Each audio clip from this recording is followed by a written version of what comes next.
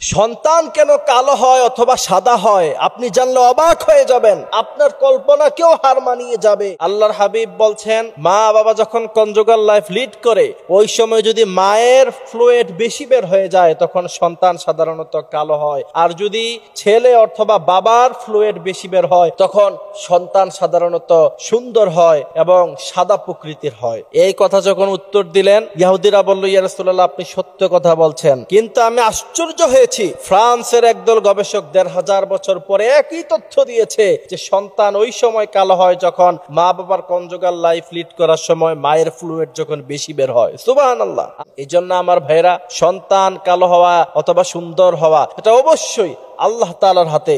আল্লাহ তাআলা সবাইকে তিনি ভালোবাসেন, সুন্দর করে সৃষ্টি করেছেন। ফাতাবারাকাল্লাহু আহসানুল খালিকিন। আল্লাহ তাআলা বলছেন, আমার চাইতে সুন্দর আকৃতিতে তোমাকে কেউ বানাতে পারবে? অন্য আয়াত আল্লাহ বলছেন, আল্লাযী খলাকাকা ফাসাওয়াকা ফাআদালাক ফি আইয়ি সূরাতিন মা শা রাক্কাবাক। তোমাকে তো সুন্দর আকৃতি কে দিয়েছে? আল্লাহ তাআলা প্রশ্ন করছেন। এজন্য আমার প্রিয় ভাইরা, অবশ্যই আমাদেরকে মনে রাখতে হবে, আল্লাহ তাআলা সাদা এবং কালো দিয়ে কখনো তিনি জাস্টিফাই করবেন না।